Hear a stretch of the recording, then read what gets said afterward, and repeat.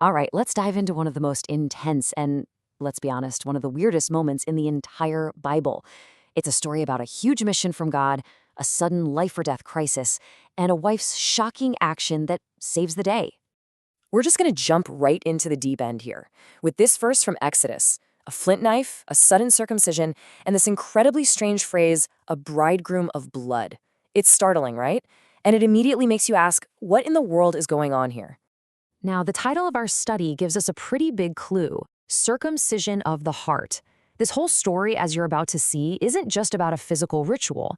It's really about something much deeper: the absolute necessity of complete, total obedience to God. Okay, so to really get what's happening, we need some context. You have to remember, God has just appeared to Moses in the burning bush.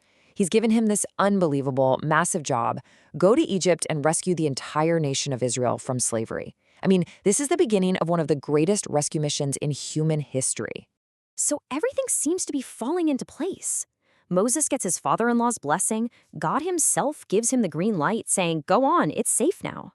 He packs up his wife and sons, grabs the staff of God, and starts the journey to Egypt. Everything looks like it's going exactly according to God's plan. Moses is on the mission. But then, somewhere on the road to Egypt, the whole mission comes to a screeching, terrifying halt. What was supposed to be an orderly journey suddenly turns into a life-or-death situation, and the one attacking him is the last person you would ever expect. And this is where the story just takes this wild turn. The very same God who just gave Moses his assignment, the God of the burning bush, now meets him on the road and is about to kill him. Think about that. The one sending him is now trying to kill him. Why? In this moment of pure crisis, it isn't Moses who figures it out. It's his wife, Zipporah. She grabs a knife and performs this emergency circumcision on their son. She clearly understood something critical that Moses had overlooked, and her action was fast, it was bloody, and it was absolutely life-saving. And just like that, the threat is over. The Lord backs off. Zipporah's desperate act actually worked. But this leaves us with a million-dollar question for this whole passage. Why would God threaten to kill his own chosen leader over this one thing?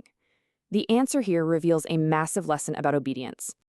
So what's the first huge takeaway from this bizarre encounter? Well, it all boils down to one simple but powerful concept: the extreme danger of partial obedience. See, Moses was obeying the big public command to go to Egypt, but he had quietly ignored a foundational command of his covenant with God. So here's the deal. Moses, the man chosen to represent God and lead his people, had failed to give his own son the sign of the covenant, circumcision. This wasn't some minor detail God was nitpicking about. It was the physical sign of belonging to God's people, a promise going all the way back to Abraham. By neglecting it, Moses was basically trying to lead God's family without having his own family fully in line with God's rule.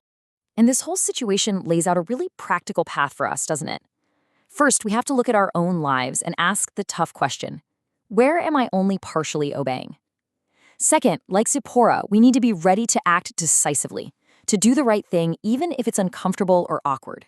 And finally, we have to trust that God's instructions, all of them, are there to protect us and for our own good. Now think about what happens the instant this problem of disobedience is fixed. The mission doesn't just get back on track, it hits the accelerator. And this leads us right to our second huge lesson: full obedience is the key that unlocks the mission God has for you. I mean, look at the results. It's immediate. As soon as the covenant is properly honored in his own family, bam, God sends his brother Aaron to meet him in the desert. Then they go to the elders, they do the signs God gave them, and guess what? The people believe them. The mission, which was completely stalled, is now full steam ahead. Moses' obedience, prompted by his wife, opened the door for God's power to flow. So how does this apply to us, to the missions God has for our lives? Well, first, we gotta step out in faith when he calls. Second, we have to be ready to act right away when God shows us what to do. And third, we need to remember that our own personal obedience isn't just about us. It often prepares the way for God to work in the lives of others, too. If you take only one single thing away from this whole explainer, let it be this: the main point of this incredibly dramatic story is a simple, powerful principle. Obedience unlocks God's plan. It really is the key that gets the engine started and allows his purpose to move forward in our lives. And that really leaves us with a final, searching question to think about. For Moses, the issue was circumcising his son. For you and me, well, it could be anything. Maybe it's an apology we've been putting off, a bad habit we need to finally break, or a big step of faith we're too scared to take. So the question for all of us is this: what area of uncomfortable obedience might be holding back God's plan for your life?